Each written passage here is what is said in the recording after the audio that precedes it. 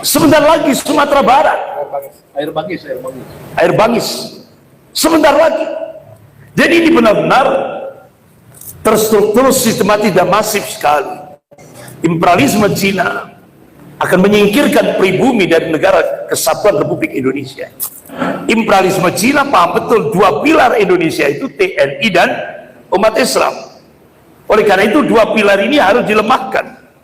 Mereka ingin memecah belah NKRI, dan itu diungkap oleh majalah Al-Mustama yang terbit di Kuwait. Indonesia akan dipecah jadi 8 negara, Pak, yang sisanya Indonesia. Diprediksi tahun 2030 di Indonesia akan terjadi bencana geopolitik. Artinya sudah tidak ada lagi Indonesia, yang adalah Indo-Cina. Dan yang terakhir, yang ketujuh, Indonesia akan dijadikan sebagai sebuah negara komunis.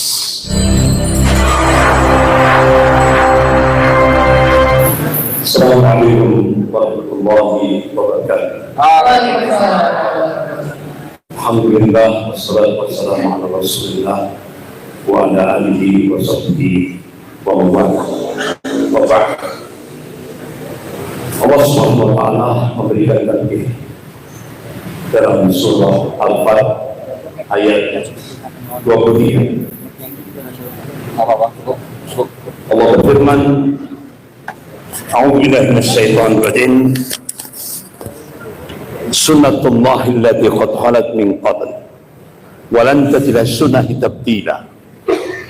Jadi sunnatullah itu berlaku sejak dulu, kata Allah, dan kalian tidak akan pernah melihat, menyaksikan perubahan akan sunnatullah. Artinya apa? Allah Subhanahu wa ta'ala yang menguasai rotasi alam jagat raya ini.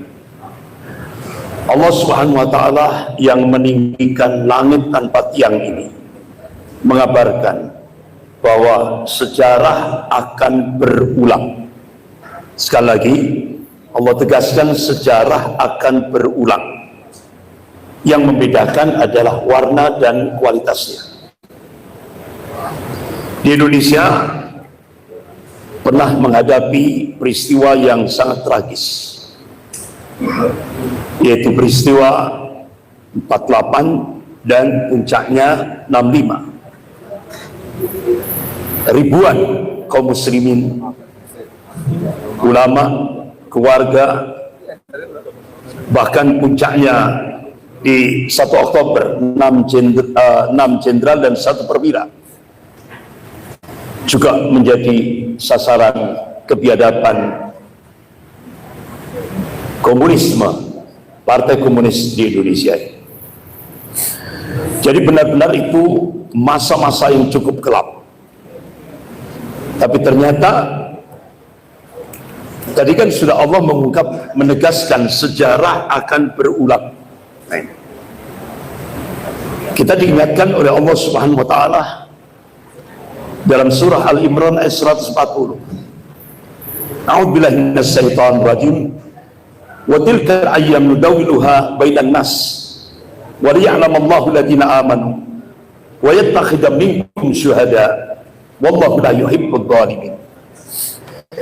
Wa tilka ayyam nudawiluha bainan nas, dan masa kejayaan dan kehancuran, masa kemenangan dan kekalahan Allah bergilirkan di tengah-tengah manusia, supaya dari situ bisa diambil ibrah, pelajaran.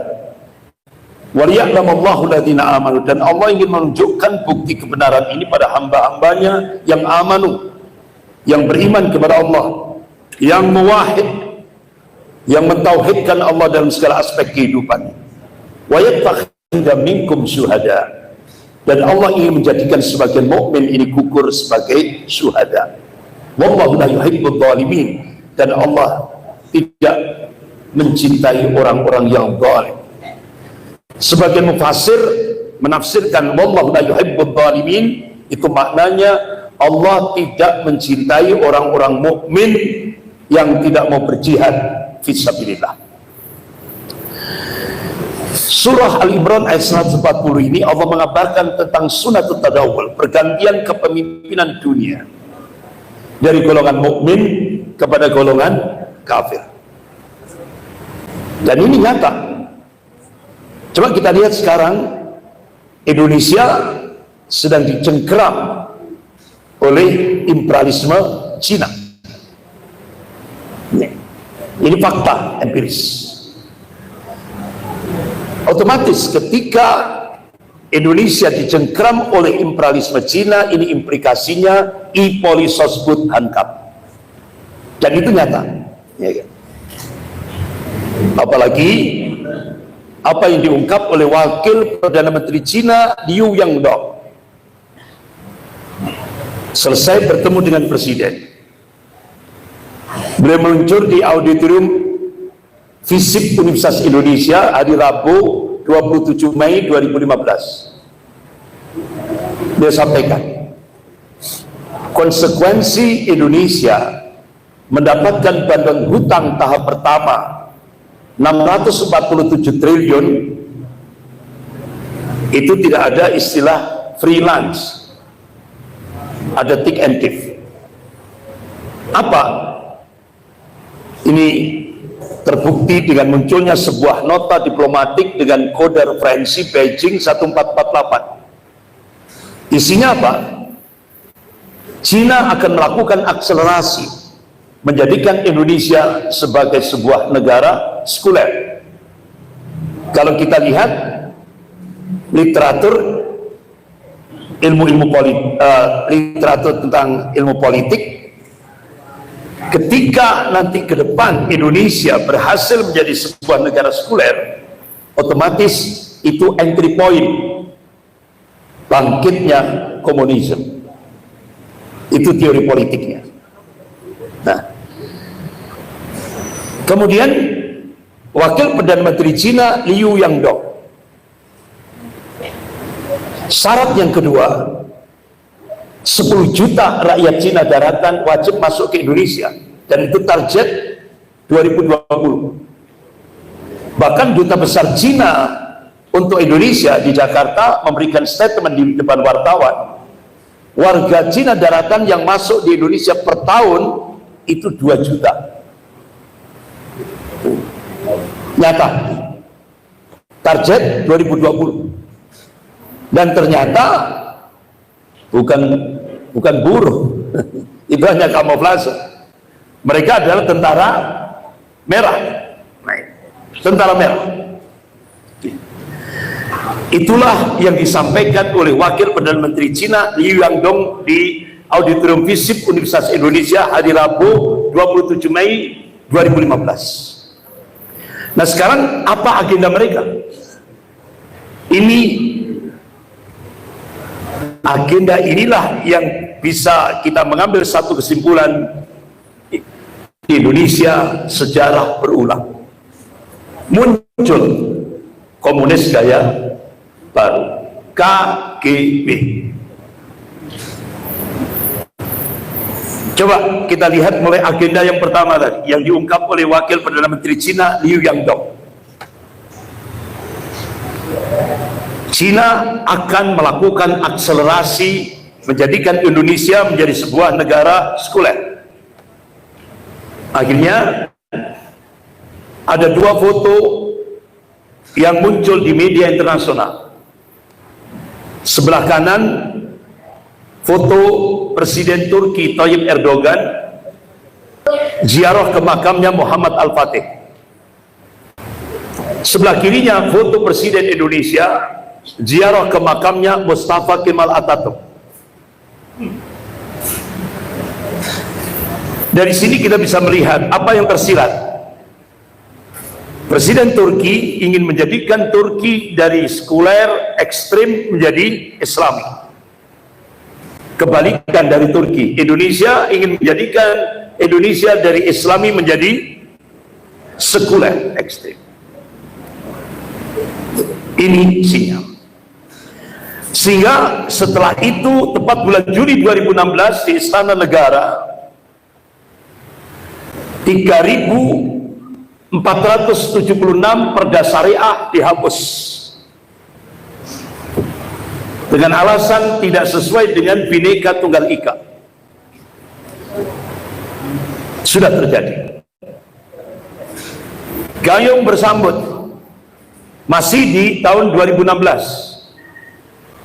Ketua Dewan Pembinaan Ideologi Pancasila Profesor Yudian Wahyudi,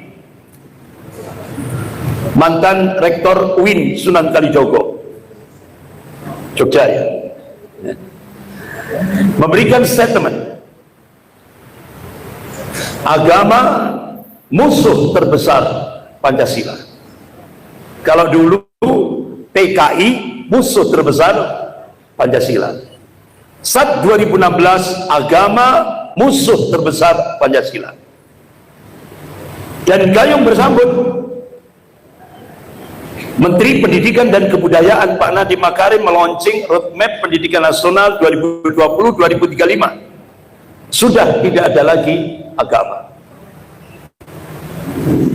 Bahkan Simposium Nasional Pemuda Indonesia di Hotel Arya Duta, Jakarta, Deputi Bidang Unit Pekerja Presiden menyampaikan di Indonesia boleh ateis, murtad pun boleh.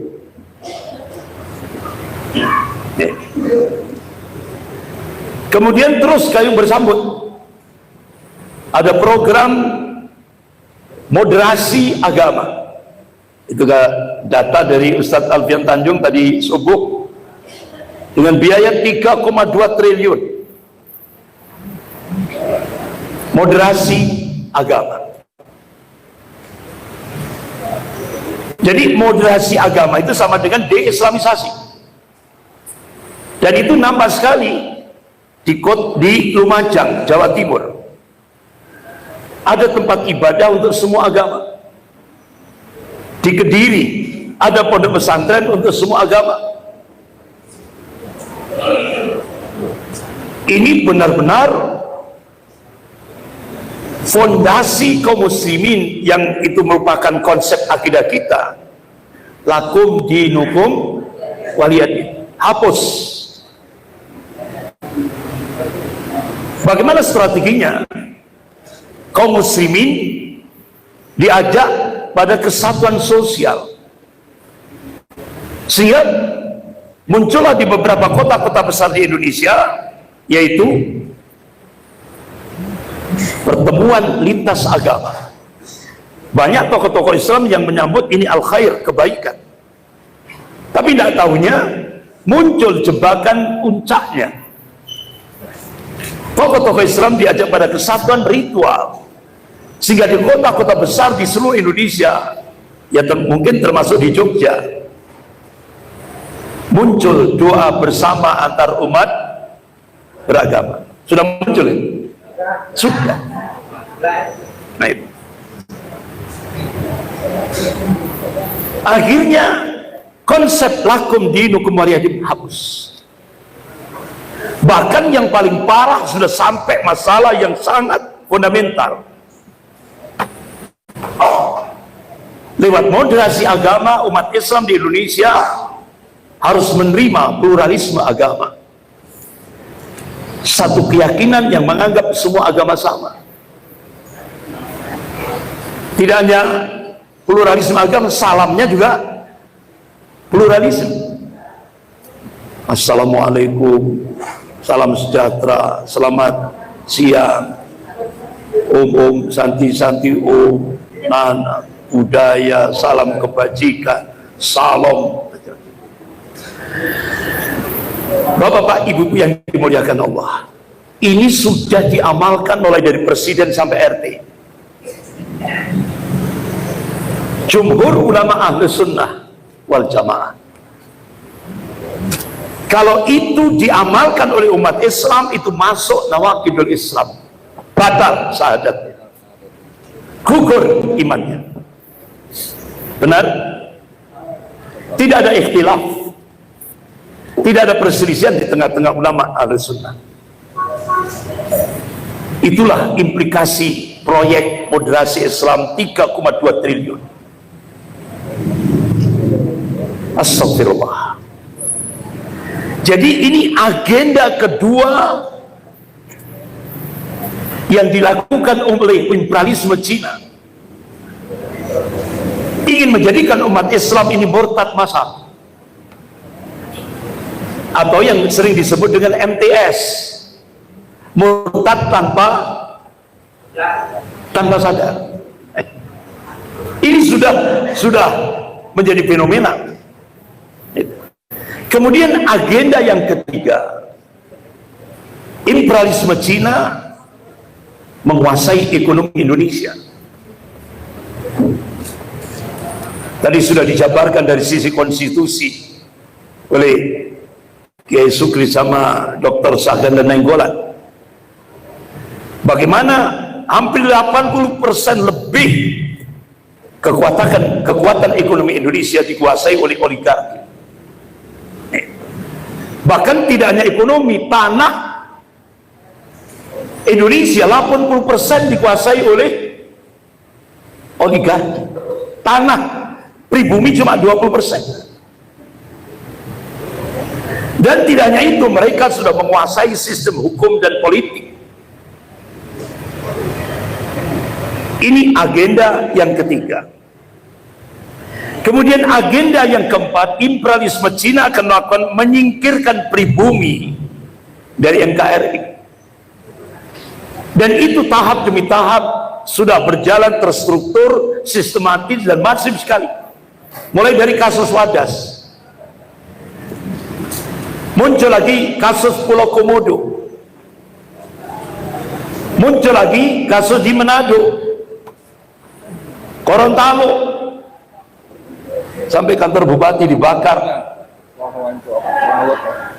kantor bupati dibakar, beberapa kantor-kantor pemerintah dibakar, rakyat marah. Belum selesai Gorontalo, muncul Rempang Galang. Bapak Ibu yang dimuliakan Allah, dan sebentar lagi Sumatera Barat. Ini benar dokter, saya Air Bangis. sebentar lagi Sumatera Barat, Air Bangis sebentar lagi. Jadi ini benar-benar terstruktur, sistematis dan masif sekali. Imperialisme Cina akan menyingkirkan pribumi dari negara Kesatuan Republik Indonesia. Kemudian yang kelima, mereka ingin menjadikan Indonesia menjadi sebelum itu, Bapak Ibu yang dimuliakan Allah, mereka ingin melemahkan TNI. Karena imperialisme Cina paham betul dua pilar Indonesia itu TNI dan umat Islam. Oleh karena itu dua pilar ini harus dilemahkan. TNI dikunci dengan Undang-Undang Nomor 34 tahun 2004. TNI sudah tidak boleh masuk ke wilayah sosial politik. TNI harus balik ke barat. Sementara umat Islam mereka lakukan dengan gerakan divide et impera. Hampir 20 triliun pembiayaannya. Kemudian mereka ingin memecah belah NKRI, dan itu diungkap oleh majalah Al-Mustama yang terbit di Kuwait. Indonesia akan dipecah jadi 8 negara, yang sisanya Indonesia. Bahkan itu juga sudah hasil riset dua pakar intelijen dunia, Peter Warren dan August Cole. Diprediksi tahun 2030 di Indonesia akan terjadi bencana geopolitik. Artinya sudah tidak ada lagi Indonesia, yang adalah Indo-Cina. Dan yang terakhir, yang ketujuh, Indonesia akan dijadikan sebagai sebuah negara komunis. Ini berpijak saat Partai Komunis Cina melakukan kongres di Beijing tahun 1986. Hasilnya apa? Ada 3 hambatan Cina ketika melakukan penetrasi di Indonesia. Yang pertama yaitu apa itu? Undang-undang TAP MPRS nomor 25 tahun 66, Undang-Undang nomor 27 tahun 1999. Ya. Kemudian Bapak-bapak, ibu yang dimuliakan Allah, penetrasi yang kedua, yang hambatan Cina melakukan penetrasi ke Indonesia, yaitu positioning Pancasila menjadi musuh komunis. Kemudian hambatan yang ketiga, sikap anti komunis umat Islam di Indonesia masih solid. Tapi ternyata hari ini benar-benar tiga-tiganya sudah dijebol dengan munculnya undang-undang HIP, rancangan undang-undang HIP, undang-undang Omnibus Law, jebol semuanya. Dan Bapak Ibu bisa lihat sendiri, partai yang berkuasa di Indonesia, kita bisa lihat di Google, visi misinya akan merubah dasar negara Republik Indonesia. Pancasila satu. Ya, saya kira gitu. Boleh tidak disebut? Cenang apa? PDIP, visi. PDIP. Coba buka saja, buka aja di Google visi misi PDIP. Visinya menjadikan Pancasila akan dirubah jadi Trisila Ekasila ala komunis. 1 Juni juga. Ketuhanan yang Maha Esa akan diubah jadi ketuhanan yang berkebudayaan. Nah inilah satu hal yang harus kita antisipasi. Saya kira gitu.